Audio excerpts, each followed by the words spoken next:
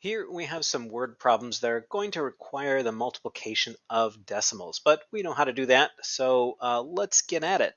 It says the cost of grapes was 95 cents a pound, $0.95 a pound, and Caitlin bought 2.4 pounds. So if you have a pound of grapes here and a pound of grapes here and zero point 0.4 of a pound here, so 1, 1, and zero point 0.4, and all of these cost 95.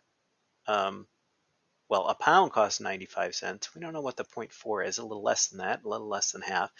We're going to multiply the 2.4 pounds times the 95 cents per pound to get the total amount that she paid. Okay, so I'm going to put, well, it actually doesn't really matter. They both have two digits, so I'm going to put the 0.95 on top, and I'm going to put the 2.4 on the bottom. This is multiplication, so it doesn't matter where I put the decimal points. So I'm just going to do it that way.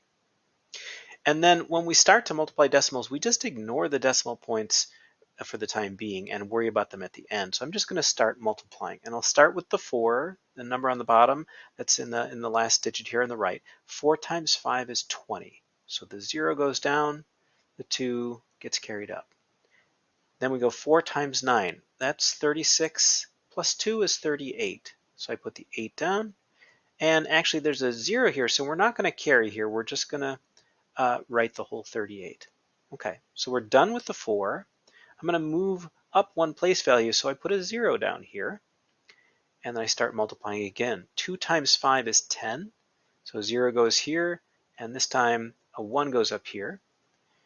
And then 2 times 9 is 18, plus 1 is 19. And again, we're not going to carry that, just all goes down here. Then we add everything up. So 0 plus 0 is 0, 8 plus 0 is 8, 3 plus 9 is 12, carry the 1, so that's 2280. Now I need to count the number of digits behind the decimal point. So 9 and 5 are both behind the decimal point. 4 is as well. So that's 3.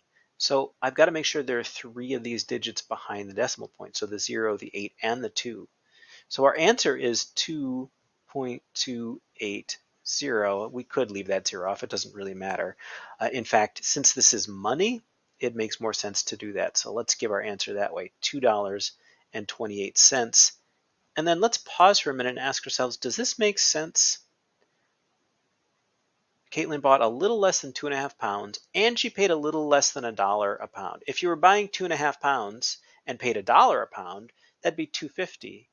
Well, it's a little less on both, and we're at 228. That definitely seems to be in the neighborhood. So I think we did something right there. All right, let's look at the next one.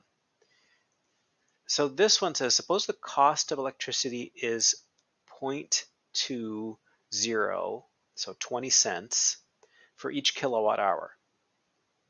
Kilowatt hour, that's just a way they measure an amount of electricity. Ryan's house runs on 42.9 kilowatt hours a day. Find the cost of electricity for Ryan's house in 1 day. Okay, so in a day, that's how much electricity is used, and each one of these kilowatt hours costs this much. So if you want to find out the total cost, you've got to multiply this 42.9 by this 0.20. I'm going to do something to make this a little easier. This trailing 0, we always write it when we write money because we think about 20 cents. You could also just think of this as 0.2 of a dollar, and that is exactly how I'm going to think of it. I'm going to leave off that trailing 0. Then I'm going to put the 42.9 on the top. Okay, so there's our multiplication problem. I really only have one digit that I need to worry about down here. We don't need to multiply the 0 by everything. That's just there because we usually write it in front of the decimal point. So I'm going to ignore that too. And we're just going to ignore all the decimal points and multiply that the top number by 2. So let's start that. 2 times 9, 18. Put down the 8, carry the 1. 2 times 2 is 4, plus 1 is 5. 2 times 4 is 8.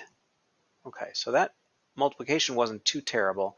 Now I need to count the numbers behind the decimal point, and there's 1, 2, so that's how many I have to have behind the decimal point in the answer. So it looks like, and this is money, right? We were figuring out the cost for a whole day, So this is dollars, and it's $8.58 a day that Ryan spends on electricity. Wow, that actually would add up to quite a bit of electricity. All right, so that is a little bit of work with some word problems that require the multiplication of decimals.